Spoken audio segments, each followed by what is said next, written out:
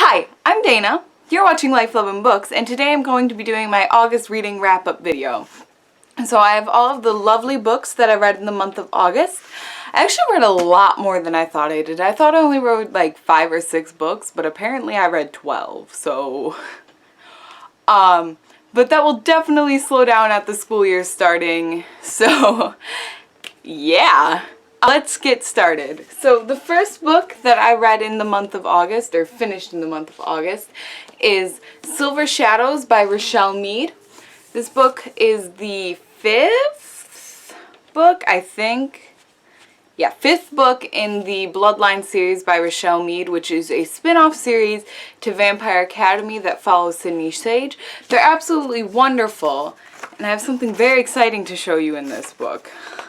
I drove out of my way to find this lovely signed copy of Silver Shadows, so that's very exciting that I now own this. I really enjoyed this book. I think I gave it 4 out of 5 stars or 5 out of 5 stars on Goodreads. I can't remember. It was very good, and yes. The next book that I read is Of Triton by Anna Banks and Of Neptune by Anna Banks. These are the 2nd and 3rd books in the Cyrenian Legacy. I think that's how you pronounce it. Cyrin, maybe? Legacy by... The first book is Of Poseidon. They're about mermaids. I really enjoyed this one. This one sucked. I think I gave this 2 out of 5 stars. I didn't like the plot. I didn't like the way that the story went. And I really didn't think they needed to write a 3rd book after this one. I definitely think the series could have concluded after Of Triton. So, there you go.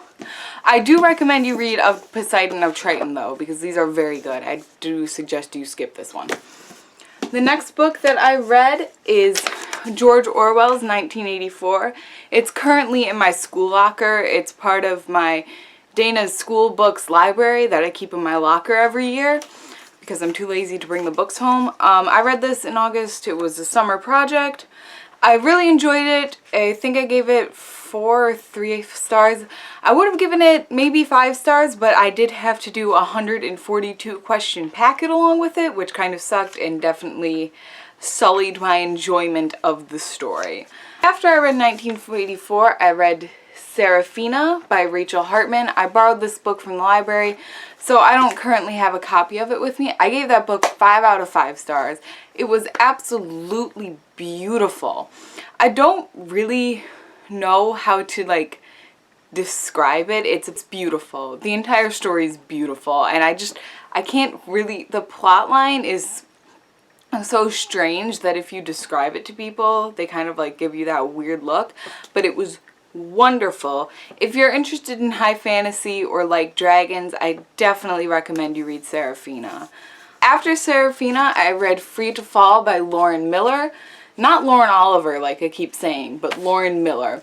I picked this book up. I had read Parallel, which was Lauren Miller's first book, I think. So when I was at Anderson's, I saw that Free to Fall had come out. So I picked it up and I really enjoyed it. I think I liked it more than Parallel. I think I gave it 4 out of 5 stars. This book is about a futuristic society. I think it takes place in 2050 or 2060 or something like that. Where they have this app called Lux that tells you what to do. So let's say you're at the buffet and you're like, Lux, should I have the coconut shrimp or should I have the zucchini salad? And Lux will tell you what you should eat. Or you can be like, Lux, should I date Adam? And Lux is going to tell you to or to not date Adam. And it takes like elements of failure out of your life. It's very, very interesting watching this society and how our main character, Rory, kind of deals with everything. It's very enjoyable. It's quite a long book, but it's very good. There are a couple really funny parts. I liked Rory's love interest a lot, so yes. The next book I read was Isla and the Happily Ever After. Oh, Isla. This is the 3rd book in the Anna and the French Kiss companion series. And wait, look. Is that signed? I think it's signed. So yeah, I do have a signed copy of Isla, which is very exciting to own.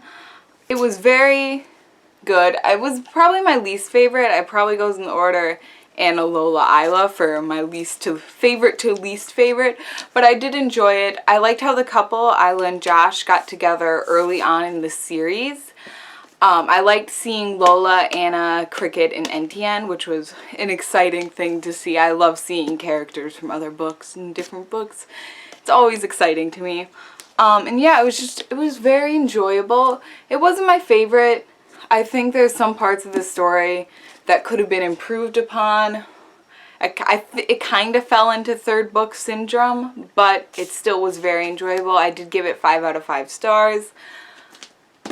The next book that I have is William Shakespeare's Macbeth, which I read for school. I had to write an in-class essay on it the first week of school, so that was exciting. I don't like Shakespeare. I love interpreting books. I love interpreting literature, but I don't like having to figure out what the words mean before I can figure out the meaning behind the words. Like, that's what I don't like it. I don't like it. And Shakespeare is really wordy and I feel like there were so many interesting parts of Macbeth, like Lady Macbeth's madness, for instance, that could have been expanded on and been so much more interesting. And Shakespeare was writing for the medium of theater, and I think there's just so many interesting things that he could have done. And I know I'm talking about a 16-year guy who wrote in like the 1600s or whatever, but you know, it's true. Shakespeare could have done so many interesting things with Macbeth that he just didn't do.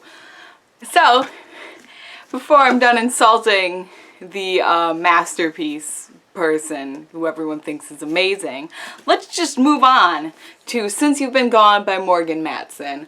I really enjoy Morgan Matson's writing. This was my second book I've read by her. I also read Amy and Roger's Epic Detour, and oh, it was so good. It was so good. It's a long contemporary. She writes like long books. I love it. Something else I really love about Morgan Matson is she always puts theater into her stories. Like in Amy and Roger's Epic Detour, Amy is a theater nerd, and in this one, Emily's parents are playwrights. And like, I love theater, so it's so cool seeing theater in books. Like another book that did that was Manic Pixie Dream Girl by Tom Levin.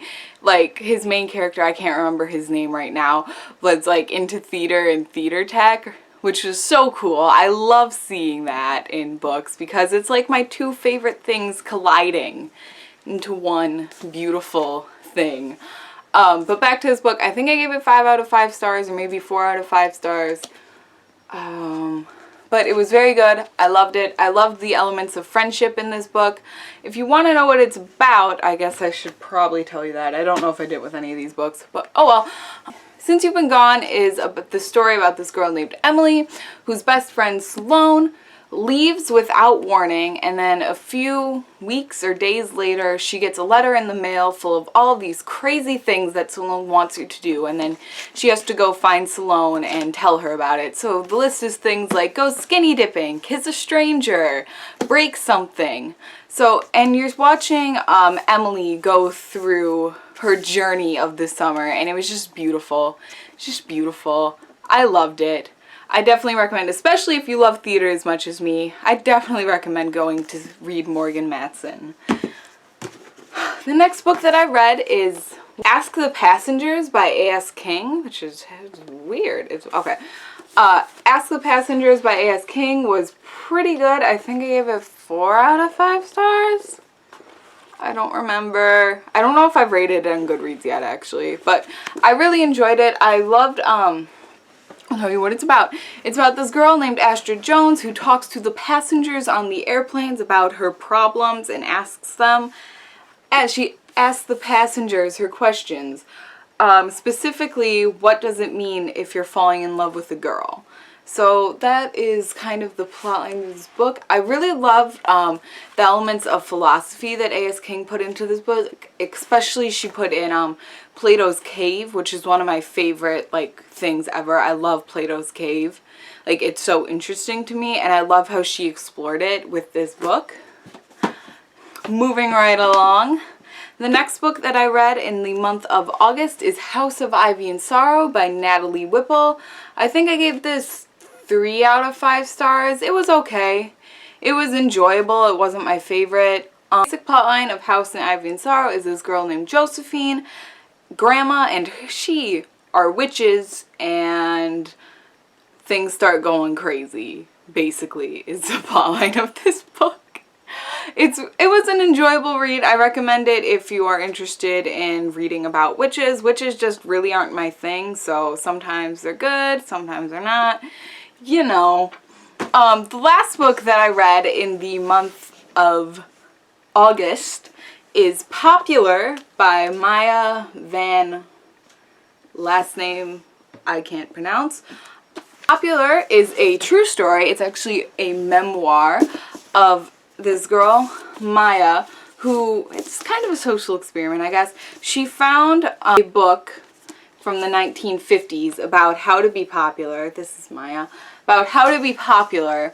And her mother, and who was a documentary writer, I guess, is kind of what you get in the story, suggested that she follow the steps in the book and write about it, and Maya does that. So this book is her journey in her 8th grade year of trying to figure out what popular is. And I found the entire book to be really just like interesting. If the book had been fiction and written by like an adult, I don't think I would have liked it. But the fact that this girl actually did some of this stuff, like, she has guts, man. There's some stuff that she did that I never would have been able to do. And the fact that she did them and then wrote about them as an 8th grader and got published as a sophomore is amazing. And that's why I kind of gave it 5 out of 5 stars, because I really respect Maya. I hope she writes more. If she comes out with a fiction or another non-fiction book, I will definitely be sure to pick it up, because Popular was very enjoyable. And just her dedication. Let me read this to you. To all those who sat along the edge of the playground, this book is for you. And that's kind of like the people that I think Maya is targeting. Those are her audience. The people who have always felt just a little bit out of place. So if you are part of that group, I definitely recommend you read Popular. Those are all of the books that I read in the month of August. If you have read any of these, tell me your thoughts in the down below, or if you have any recommendations, again, tell me in the down below. For now, I'm Dana, you're watching Life, Love, and Books, and I'll see you next time. Bye!